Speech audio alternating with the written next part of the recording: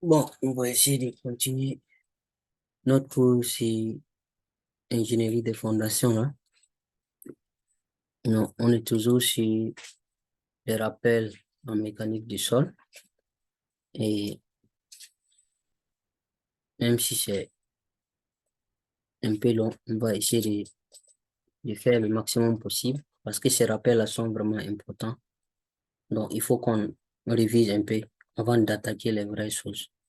Donc, cette vidéo-là, on va parler des résistances des sols. OK? Résistance du sol. Quels sont les paramètres qui déterminent la résistance du sol et quels sont les différents tests et expériences qu'on doit faire pour déterminer ces paramètres-là. OK? C'est ça qu'il faut. Donc, résistance du sol. Encore une fois, ce sont des rappels. Donc, vous devez peut-être connaître ça déjà, mais on va essayer quand même de rappeler. Donc, comme vous le savez, en géotechnique, c'est pas seulement en fondation, hein, OK? Il y a des propriétés du sol qui sont vraiment critiques. C'est la résistance du sol et la compressibilité du sol. La résistance au cisaillement, surtout. Donc, étant donné que les structures en terre, là, ne sont pas conçues pour supporter des forces de traction. Si vous tirez, le sol n'est pas fait pour des tractions. Par contre, la compression, là, le sol peut supporter des compressions, une résistance de compression. Mais le mode de rupture du sol, c'est surtout par cisaillement. C'est pas par la compression. OK? Donc, c'est surtout par cisaillement. C'est ça le mode de rupture du sol. OK? Donc, de ce fait-là, la résistance au cisaillement est très importante. On est d'accord. Vu que le sol, chaque fois qu'il y a rupture du sol, c'est toujours par cisaillement. Donc, la résistance au cisaillement, c'est quelque chose à prendre au sérieux. Donc, c'est un facteur clé dans la conception des fondations. Et c'est pas seulement conception des fondations. Partout en géotechnique, la résistance au cisaillement là, du sol est important. Donc, souvent même quand on parle de résistance du sol, automatiquement même, ça veut dire même résistance au cisaillement. OK? Donc, on a besoin de savoir quels sont les paramètres du sol qui gouvernent cette résistance au cisaillement là et comment déterminer ces paramètres-là avec des tests au laboratoire ou bien des tests sur le terrain. Voilà. Donc, résistance drainée, les sols drainés et non drainés. Drainé, quand on parle de drainé et non drainé, ça veut dire qu'il y a l'eau dans le sol et souvent, il arrive que l'eau s'échappe ou l'eau ne s'échappe pas. Tout dépend de comment vous avez construit de quel type de sol vous avez et comment vous avez construit vos fondations. Je dis comment là, ça dit peut-être la vitesse de construction. Donc, et la résistance au cisaillement du sol là est attribuée à la cohésion et au frottement interne. Donc, vous avez déjà les paramètres qui gouvernent la résistance au cisaillement. C'est ce que je disais au début. On a besoin de savoir quels sont les paramètres qui gouvernent la résistance d'abord. Et après, si on connaît ces paramètres, comment déterminer ces paramètres-là au labo et sur le terrain, avec des tests sur le terrain. Voici ce qu'on a besoin de savoir pour pouvoir faire votre fondation avec quiétude. Donc, et les principes, la formule de Coulomb, en fait, moi, Coulomb est utilisé pour estimer la résistance au cisaillement des sols, et c'est la formule qui est là. Donc, et la résistance là, au cisaillement égale à la cohésion plus contrainte verticale multipliée par tangente de phi, l'angle, cet angle, l'angle de frottement interne. Donc, vous voyez comment on utilise la cohésion et l'angle de frottement interne pour avoir la résistance au cisaillement du sol. OK? Donc, comme je disais, sigma N là, c'est la contrainte normale sur le plan de rupture. Donc, il y a des gens qui ont fait des études poussées et ont montré que ces paramètres de résistance les plus cohérents et les plus fiables sont obtenus lorsque cette équation-là, cette équation numéro 6, 1, 6, est exprimée en termes de contraintes effectives. Donc, contraintes effectives. Le chapitre, la vidéo précédente, on a parlé des contraintes totales, contraintes effectives. Si vous vous rappelez bien. Contrainte totale, contrainte effective. On a parlé de ça dans la vidéo passée. Quand il y a l'eau, il y a une charge qui vient. Une partie de la charge est portée par l'eau, l'autre partie par les grains, les particules du sol. Voilà. Maintenant, quand il n'y a pas l'eau, tout va reposer sur les particules du sol. Donc, on a parlé ça la fois passée. Donc, en utilisant donc les contraintes normales effectives, on obtient en tout cas des paramètres. La résistance qu'on va calculer là, paramètres de résistance les seront plus cohérents, quoi, plus fiables. Donc,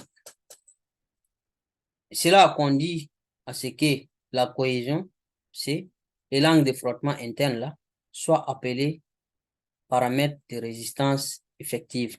Donc, on va prendre C' et phi'. De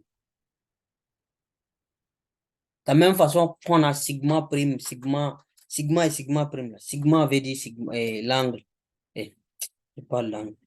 La contrainte totale, sigma prime, contrainte effective. De cette même façon-là aussi, on va parler de ça. Comme ça. Voilà. Donc,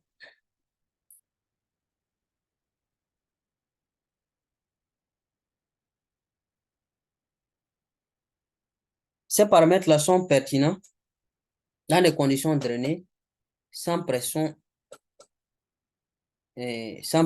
d'eau interstitielle. Sans pression interstitielle. Donc, les calculs des charges de rupture qui en résultent, si on fait avec ça, conviennent aux situations de construction sans pression interstitielle significative ou avec suffisamment de temps pour dissipation des pressions interstitielles pendant la construction. Donc, ça veut dire que pendant que vous êtes en train de construire, s'il y a l'eau dans le sol, par exemple,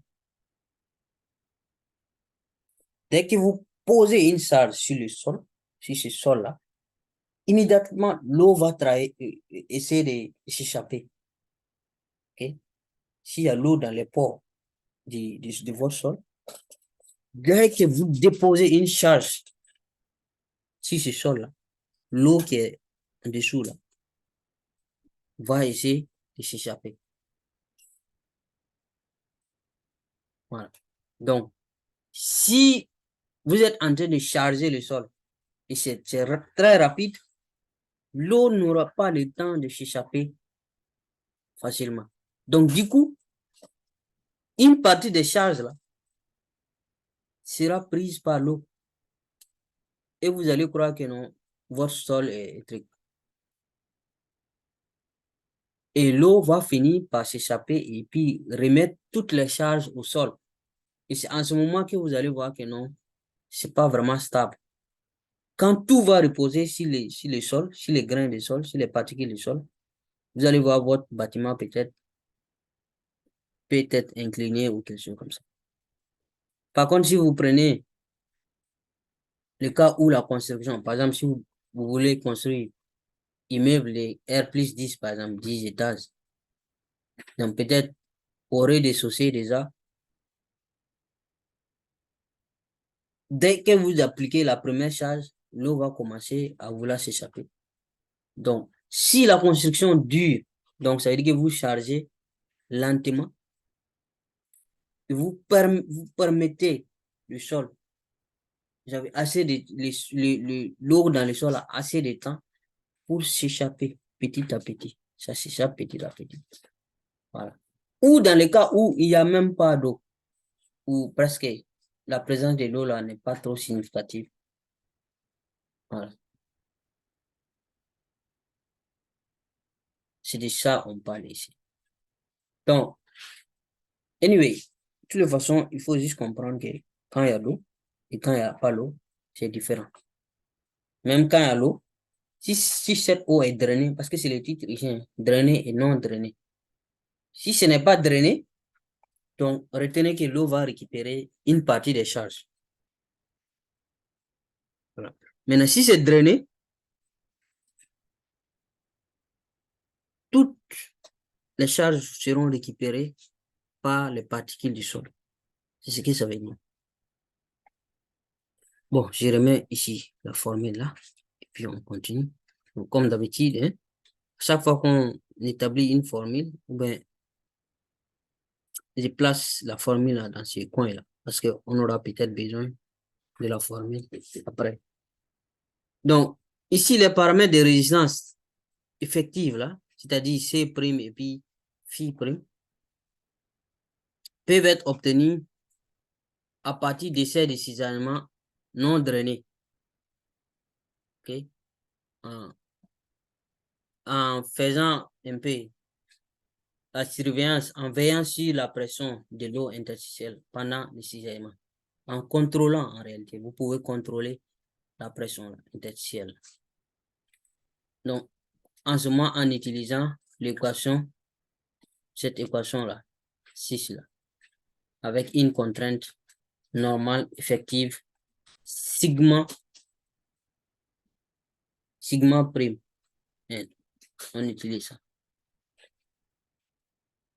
À l'inverse, en utilisant maintenant cette équation-là, 6 là, avec une contrainte totale normale, dans les essais de cisaillement non drainés, là, on obtient différents paramètres de résistance appelés paramètres basés sur la contrainte totale.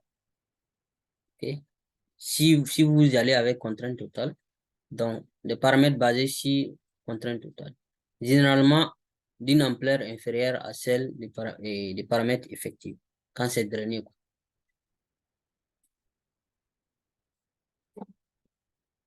Donc cela correspond au concept de la section numéro 9, 1.9. Pour rappel, ici, nous sommes à la section 1.4. Okay?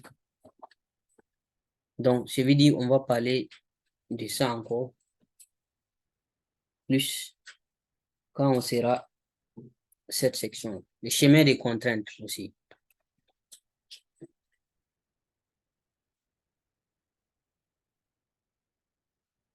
La résistance au cisaillement mesurée d'un échantillon du sol est influencée par la génération des pressions interstitielles qui, à son tour, dépend des conditions de drainage lors des essais de cisaillement. Donc, la résistance au cisaillement que vous allez mesurer pendant votre test, vos essais, cette résistance, c'est-à-dire cette résistance-là, cisaillement-là, okay, elle est influencée par la pression interstitielle. Okay? Et cette pression interstitielle-là aussi, à son tour, est influencée par les conditions de drainage. Puisque si l'eau s'échappe, les pressions interstitielles vont diminuer. Donc, les pressions interstitielles, donc si vous décidez de drainer vos essais, ceux qui ont déjà fait les essais de Axel là, je parle de quoi je parle. Donc, il y a aussi ce que je disais tantôt, le type de sol que vous avez. Par exemple, l'argile ne va pas ne va pas drainer l'eau comme le sable, par exemple. Si vous êtes en train de construire sur l'argile, même, il faut faire attention. L'eau ne va pas s'échapper facilement s'il s'agissait du cas du sable. Donc, le type du sol sur votre site de construction et les conditions de construction, c'est-à-dire la vitesse de construction, la vitesse de chargement. Est-ce que vous chargez tout, la construction est finie en un jour? Ça va prendre des mois, ça va prendre des années, petit à petit. Donc, si c'est petit à petit, ça va permettre à l'eau de s'échapper. D'ici que vous finissez là, tout est déjà parti peut-être. En tout cas, même si c'est pas tout, c'est les grains, les particules du sol ont récupéré les charges. Donc, tout est lié.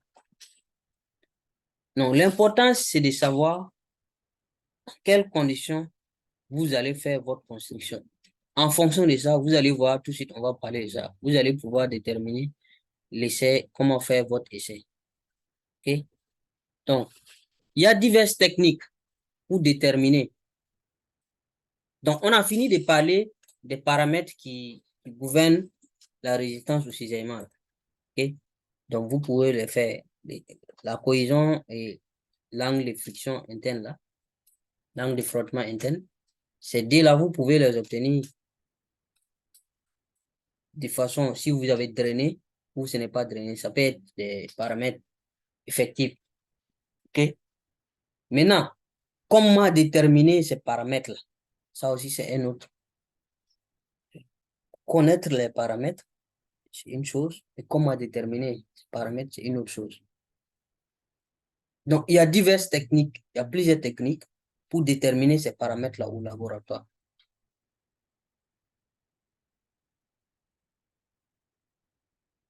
OK? Ces paramètres C et puis phi. L'angle, la cohésion C et l'angle phi. OK? Donc, il y a la méthode, en tout cas, celle que je préfère, triaxial, cisaillement triaxial. La méthode de cisaillement direct, voilà, ces deux-là, on les fait au laboratoire.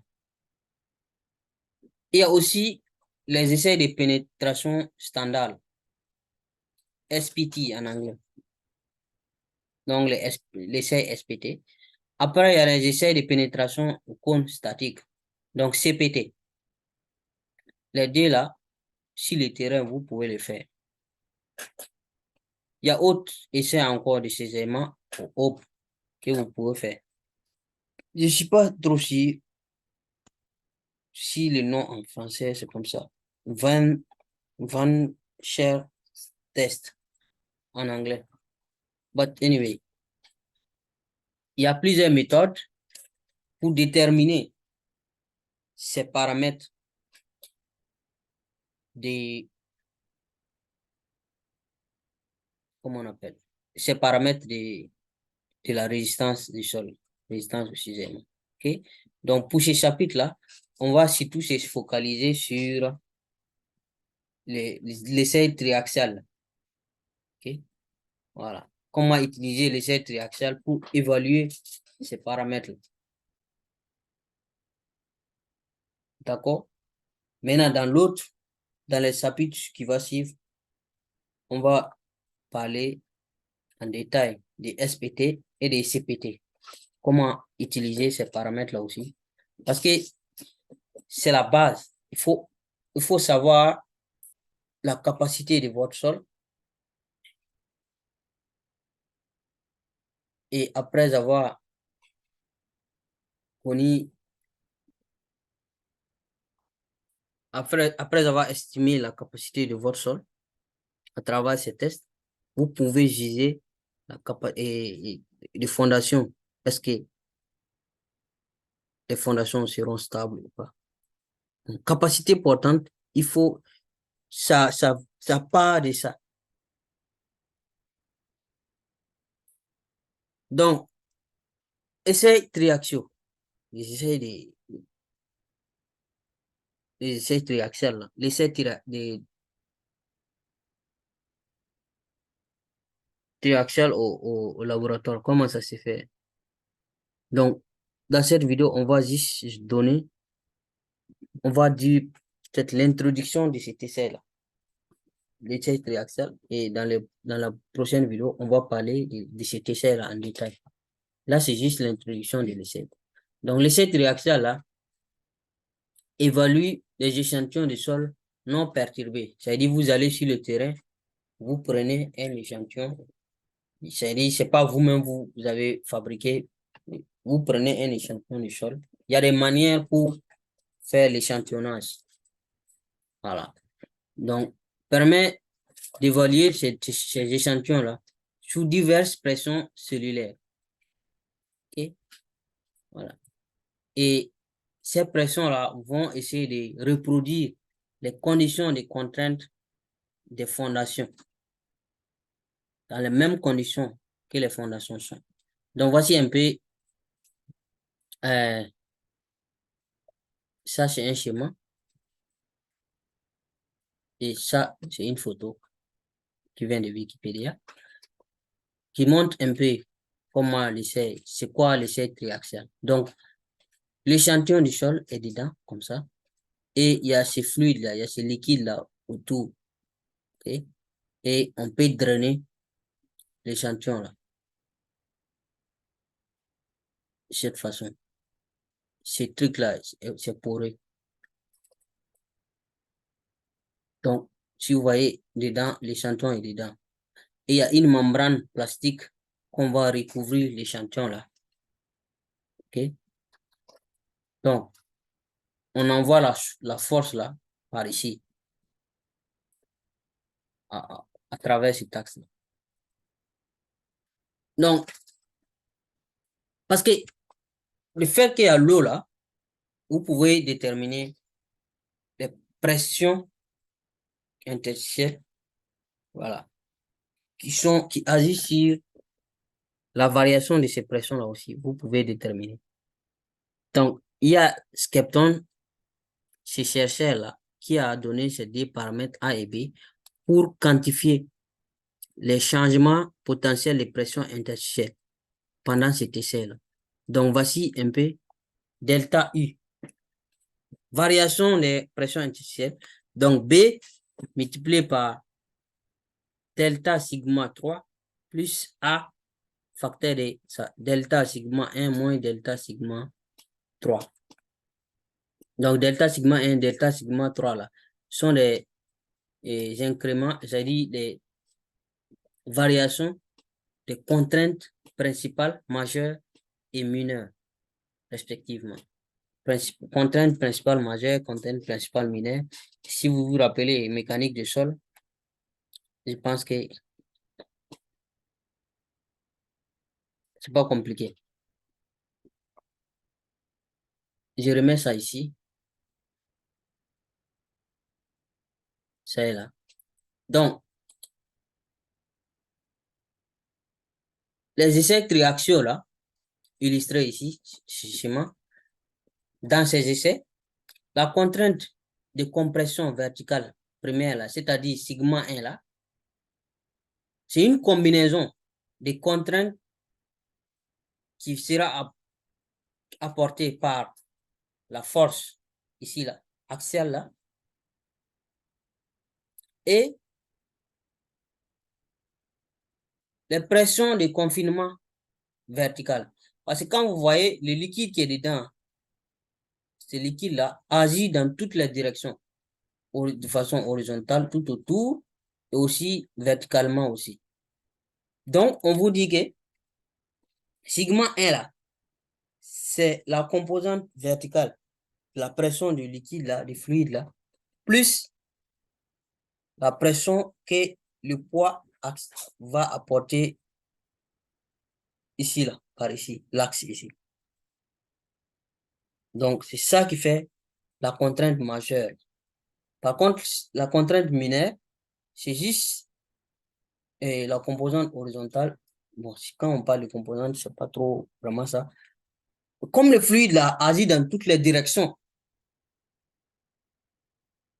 Donc, la pression que le fluide va agir et va apporter sur le sol de façon horizontale, là, puisque ça agit dans toutes les directions. Mais c'est dans la direction horizontale là, qui fait la pression, la contrainte minéale. Voilà. Il y a plus de détails dans le cours de mécanique des sols. Voilà. Vers la fin du cours de mécanique des sols. Donc, en déterminant des paramètres A et B, ces paramètres-là, avec des essais préliminaires, on peut prédire le changement de pression interstitielle dans différentes conditions de contrainte pour un type de sol donné. Maintenant, si le sol est saturé, le B là sera égal à 1. Donc, une autre manière d'exprimer l'augmentation des pressions interstitielles là, c'est en utilisant cette formule. Donc, delta sigma oct plus 3 fois A delta sigma. Comment on appelle? Ça, c'est contrainte effective.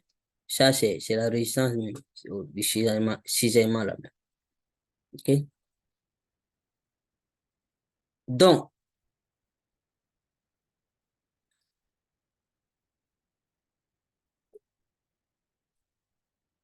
je pense que ça, c'est quoi? C'est le taux, non? Taux, ouais, quelque chose comme ça. Anyway, les A là, c'est le paramètre de pression interstitielle. Ces paramètres-là. Maintenant, les deux qui sont là, c'est les delta. C'est cisaillement, contrainte de cisaillement octaédrique normal. Je pense que c'est mal traduit. Contrainte octaédrique normale et contrainte de cisaillement et comment dire?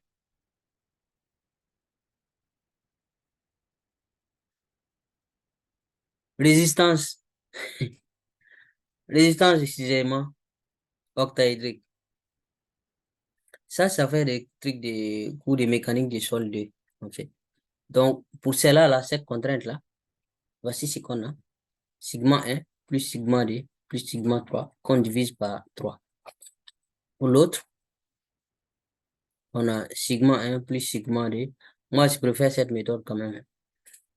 Et sigma 1 plus sigma 2. Sigma 1 moins sigma 2, du tout au carré. Et tout ça, là, sigma 2 moins sigma 3, du tout au carré, plus sigma 1 moins sigma 3, du tout au carré. Ça, c'est racine carrée, hein, puisque puissance 1 demi, c'est racine carrée. Et vous divisez le tout par 3. Vous voyez? Voilà. Donc, il y a quelque chose que vous devez comprendre.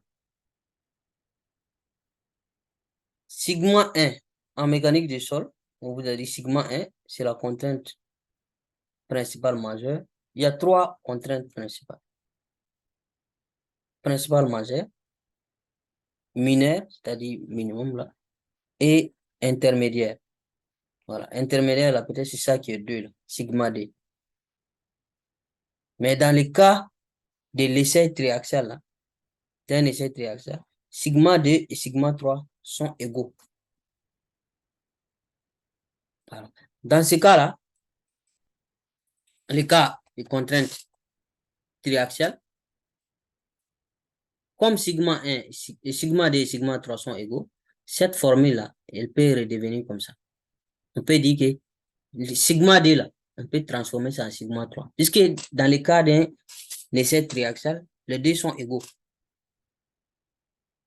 Donc, on aura sigma 3 ici, si on veut. Ce qui fait qu'il y a D sigma 3 ici. Sigma 1 plus D fois sigma 3. Et vous divisez par 3. Et cette formule-là aussi va devenir comme ça. Donc, ça simplifie vachement les choses. Donc, vous pouvez utiliser ces D-là. Si vous avez sigma 1, sigma 3, vous pouvez avoir facilement des variations des pressions interstitielles. Parce que vous avez besoin de cette variation-là pour estimer tout ce qui est contrainte effective et autres. Voilà. Donc, je remets ça ici, cas où on a contrainte interstitielle. Sous l'état de contrainte triaxiale. Vous pouvez déterminer facilement. Donc, pour finir cette petite partie, et en même temps, cette partie, c'est juste une introduction des essais, de l'essai triaxial. On va essayer de parler, de voir, il y a combien de types d'essais triaxiaux qui existent. Donc, on a test consolidé drainé, essai triaxial, hein? Test et essai, c'est même chose. Oui. Essai consolidé non drainé et essai non consolidé non drainé. Donc, consolidé drainé, CD, non, consolidé non drainé, CU. C'est celui-là en anglais, consolidated. U là, c'est undrained, undrained, drained and undrained. C'est ce qui fait que c'est U ici. Là, c'est non consolidé non drainé, unconsolidated, undrained. Donc, si on prend ces deux premiers là, CD et puis CU là, c'est-à-dire avant même d'appliquer la force verticale là, qu'on va appliquer là, la force, ici là, voici la force. De là, on applique la force hein, sur le sol pour voir comment le sol va se déformer. Okay? Avant d'appliquer une force compression axiale, la pression de confinement est établie en mettant sous pression fluide cellulaire. Donc, la pression de confinement, c'est-à-dire le fluide qui est dedans là, va exercer une pression pour comprimer votre échantillon de sol. Ok? Confiner, ça confine votre échantillon avant même d'appliquer charge. C'est ce qui veut dire, ce confinement-là va essayer de consolider votre échantillon en fait. Ok? Donc, ce processus-là consolide l'échantillon de sol à son état de contrainte effective in situ d'origine. Donc, la manière, on essaie d'imiter la manière dont l'échantillon, le sol était dans le sol. Quand il était dans le sol, il y avait du sol de gauche à droite, non? Donc, plus il y a en profondeur, plus cette pression des sols autour là est énorme. Puis vous prenez un échantillon et si c'est, essayez d'imaginer un échantillon de sol qui est au fond du sol. Donc, les terres qui sont sur cet échantillon-là confinent cet échantillon, font que cet échantillon du sol-là subisse des pressions de part et d'autre, de tous les côtés. Voilà, c'est ce qu'on essaie d'imiter ici. Pour essayer de mettre l'échantillon du sol-là dans les mêmes conditions qu'il était sur le terrain avant d'appliquer la charge. Vous voyez un peu? Par contre, l'autre là, celui-là, non consolidé, non drainé,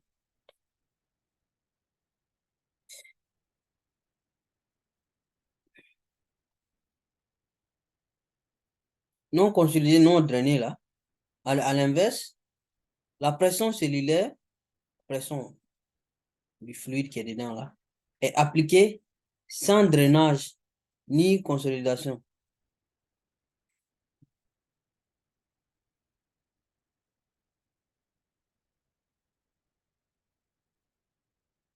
La pression cellulaire est appliquée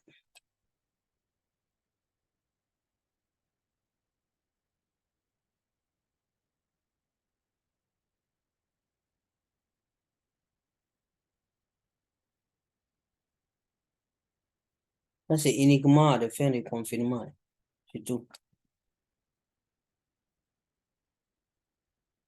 C'est pas drainé sans drainage ni consolidation. Bon, on va revenir sur ce test, hein, sur triaxial là, avec plus de détails, y compris les essais triaxial pour les sols et essais triaxial sur les roches, parce que fondation, c'est pas seulement sur les sols. Il y a des fondations sur les rocks aussi. Donc, on doit faire rappel de tout ça. Bon, je pense que c'est fini hein, pour cette vidéo-là. Voilà, on se retrouve prochainement. Merci.